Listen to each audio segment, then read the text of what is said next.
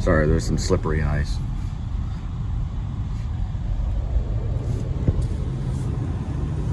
This thing is potentially brilliant.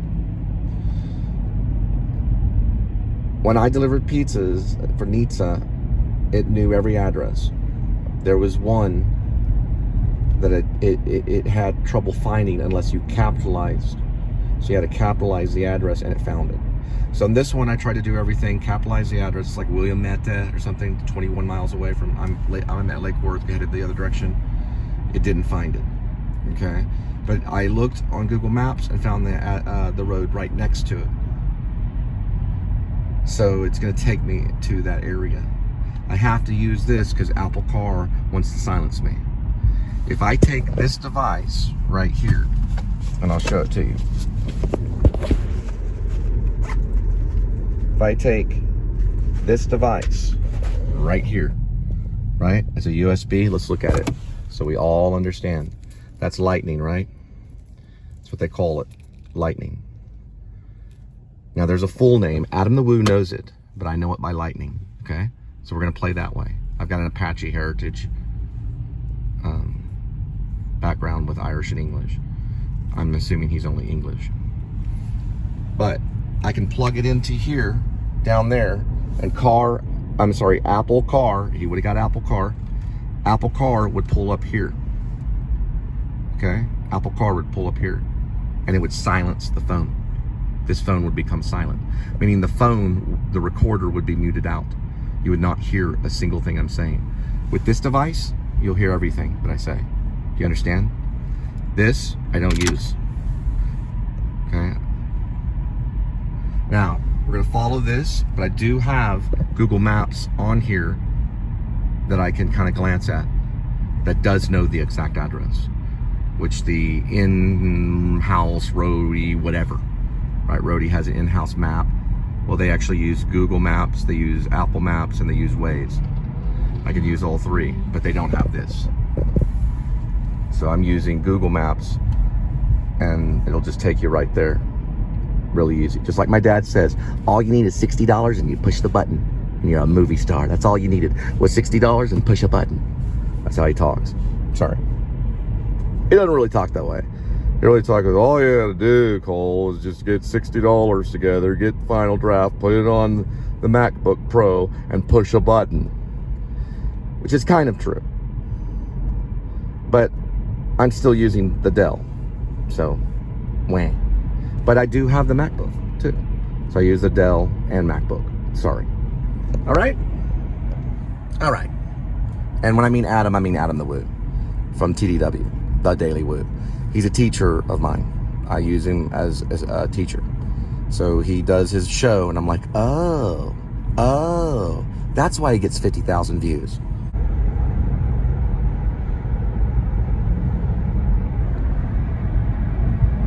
Let everyone know that's interested in Grace, aka Werevlog, they do have a boxing gym that's old school right at the West Fork Trinity River, which we're passing right now in this corner. It's a Golden Gloves boxing gym.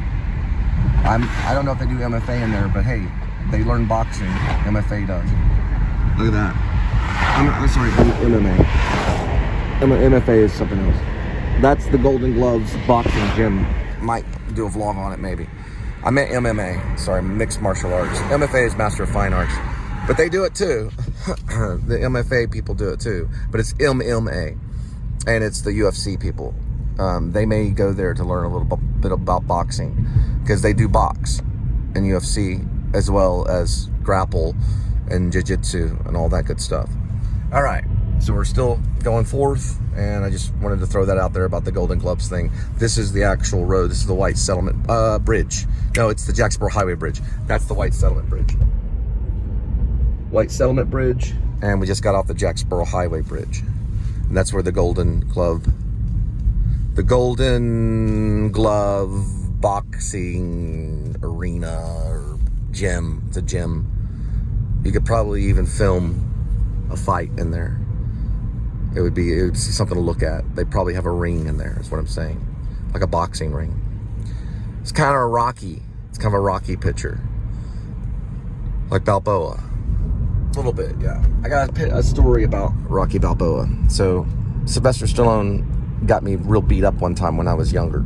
I was in 6th grade at not Bear Creek. It was actually Keller Junior High, I believe. Yeah, Keller Junior High. So I had a friend that was a free bleeder. He had hemophilia. His name was Neely. So he had set up fights with people because he couldn't fight, or he could die. So he could go up to anyone in the school and punch him in the face. And in most cases, they wouldn't punch him back because they'd kill him. So he was the bully. So if you punched him, he'd die. He could. They'd have to get an ambulance. He'd free bleed. His blood wouldn't clot. He's passed away now. He died. The rumor is he died of something that I don't believe in. Okay? Dallas Buyers Club kind of stuff. A lot of them did because of how they mixed stuff. They had a Special 8 mix or something like that. It had a name where they mixed all the blood to make it hard for a free bleeder to conglomerate the blood so they wouldn't bleed out and die. So Neely Norrell was the leader of our school. He also played football, and they'd always have an ambulance out right by the football field so he could play wide receiver. Because if he skinned his knee, then he went to the ambulance and they gave him the Special 8 medicine so that he could conglomerate the blood. They were experimenting with that pretty much around that time. Now, so Neely would go up to somebody and he'd say, hey, this guy called you a P-U-S-S-Y. He called you a sissy. What you gonna do about it? So everyone else would gather around and they would begin to fight and he would referee. They did this all the time. It went on all the time. Nobody interfered with it. No, the coaches didn't, nothing. So one day I had a friend, I can't think of his name, but he had a puffy jacket that was like a down puffy jacket. And he would go through the cafeteria and he got this ham and cheese sandwich and he got like 3 or 4 of them, put them in his jacket, basically stole them. He passed them out to his friends. They had this melted cheese on them. There was like a melted cheese croissant with ham. And I ate like 2 of them.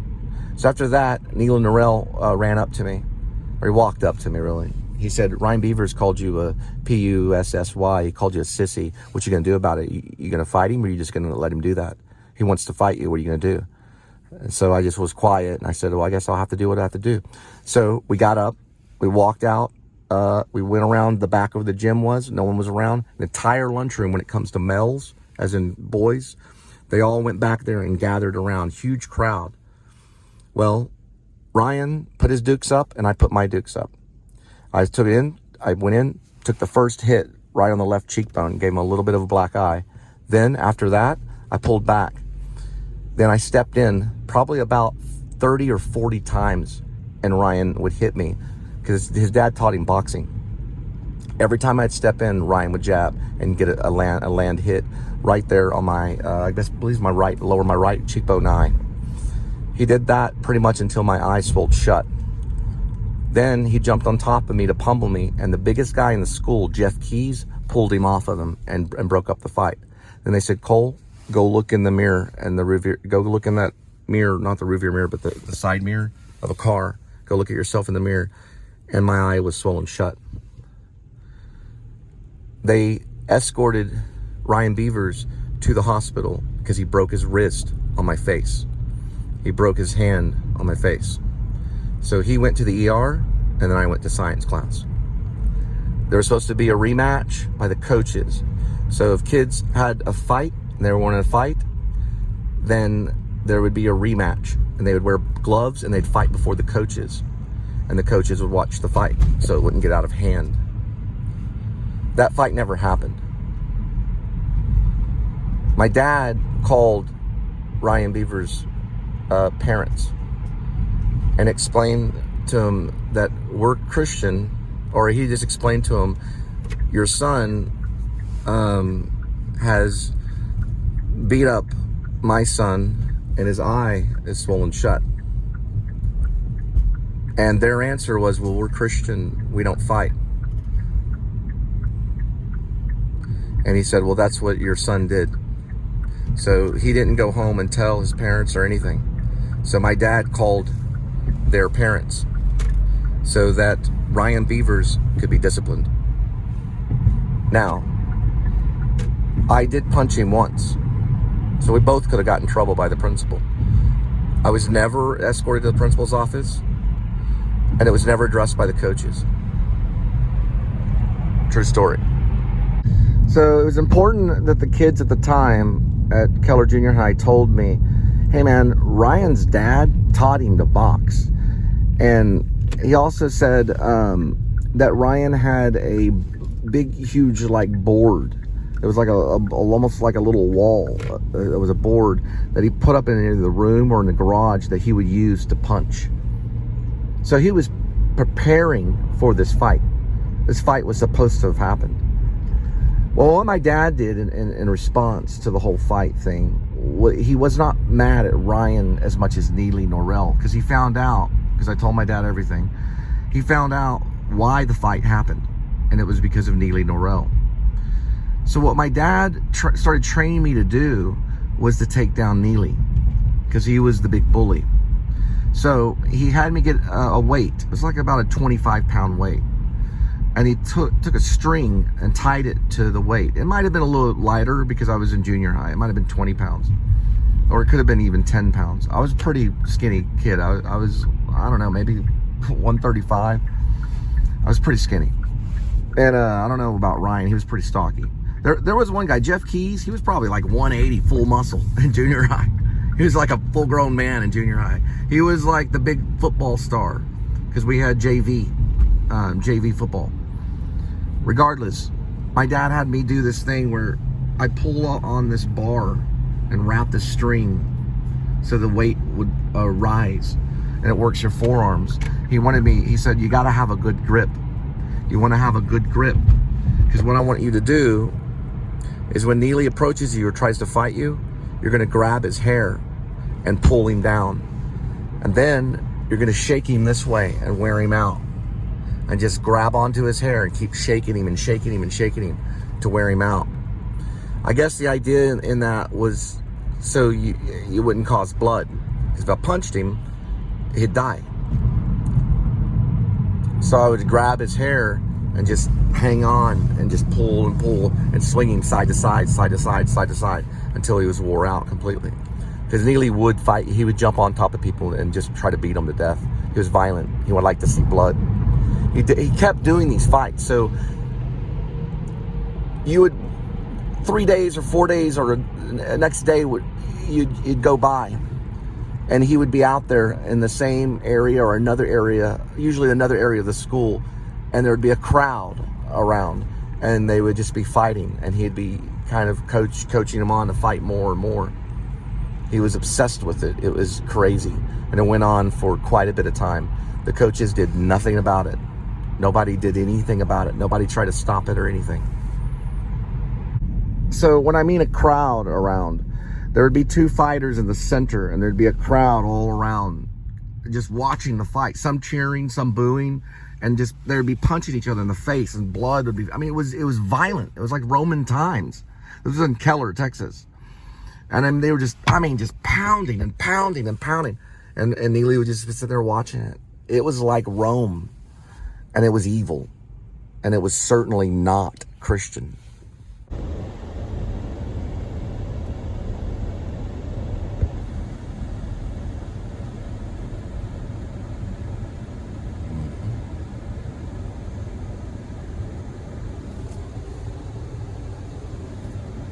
Looks like those old homes in a way that Rocky Balboa ran down a little bit, if you look at it in one way or another. Remember in the movie, he was always jogging around in Philadelphia, and there was homes that were like 2 levels stacked up all the way down the road. Looks kind of similar, doesn't it? All cities have a trace of one another, even if it's from Fort Worth, Texas, all the way down to Philadelphia.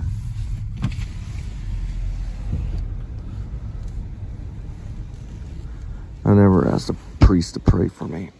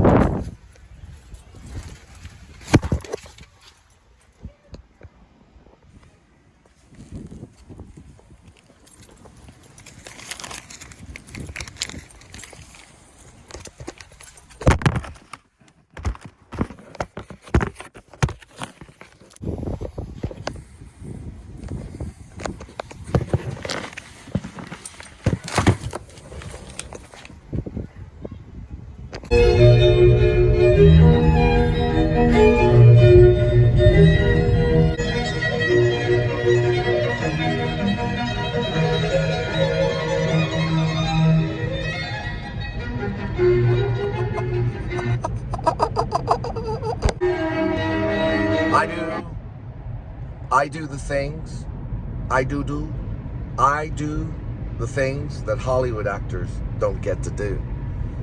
They don't get to act fake. I do. I act any way I want to. They don't. The directors don't allow them to act fake. If they act fake and goofy, the director would say, "What is this? This is stupid." Quentin Tarantino would be like, "Man, I worked for a video store, man. I mean, come on, man. I worked for a video store for this, for like, you know, and you're gonna like give me this kind of performance, you know? I mean, come on." I don't care what the director says, because I'm the director.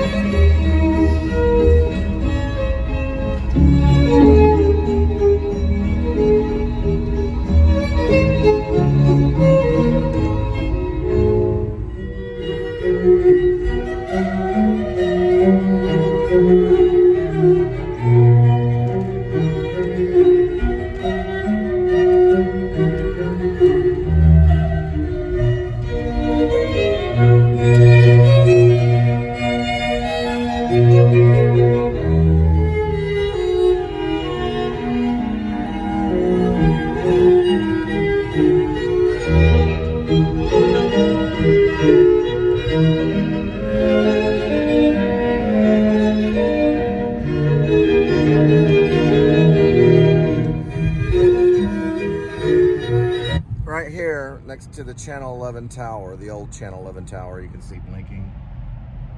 It's a television station tower. A long time ago, there was a restaurant. I don't know if they're still there, but it was called Tony's Pizza. It was like a restaurant and Italian food. Well, my friend Charles Statham, he's an actor in New York. He's also a musical theater actor mostly. I used to live, I stayed with him, and Lamar lived not too far, like somewhere over here. Lamar was more like a film actor, and Richard Massey lived at these apartments up here. He's a filmmaker. Richard Massey did Backpage, which got on Amazon Prime. It's a movie, you can actually still buy it today. Well, I walked down from their apartment complex, which I'll show you, right down here, past that Exxon gas station. On the other side, it was Tony's right there. I don't know what it is now. It looks like it's nothing. It's empty. There's Tommy Thompson's something. Well, I went in there, and the guys were back in the corner, and I guess I may have had a resume. Charles, I think, had Italian ties, so that's probably why I felt good about staying or in this area. I mean, not staying, but going to the interview at Tony's. I think it was called Tony's or something like that. And they sent me down. They said, "Okay, Cole, you want to work for the pizza industry? You want to work for Italian food?" I said, "Yeah, I think I want to give it a try." He said, "Okay." He said, well, what do you love to do? And I said, well, I love acting. I'm studying acting at Texas Wesleyan, which Texas Wesleyan is right over here. It's right down here on this corner. He said, okay, so you love acting. He said, you know what? You're a young guy. You're a good-looking guy. And he said, this is what I'm going to tell you. I've done it. I got the headshot, the resume, went to the auditions, all that kind of stuff. Now, I run this pizza place, blah, blah, you know. It was also Italian food. So now I run this place, you know. He said, but here's what I wanted to tell you. I want to tell you this. Figure out what you really love and what you want to do, and then go do it. If you want to be an actor, then go be an actor. If you want to work in the Italian food industry, if you want to work in pizza and Italian food, then do that. If that's what you want to do, if that's what you love, because we all love doing it. I said, I see what you're saying.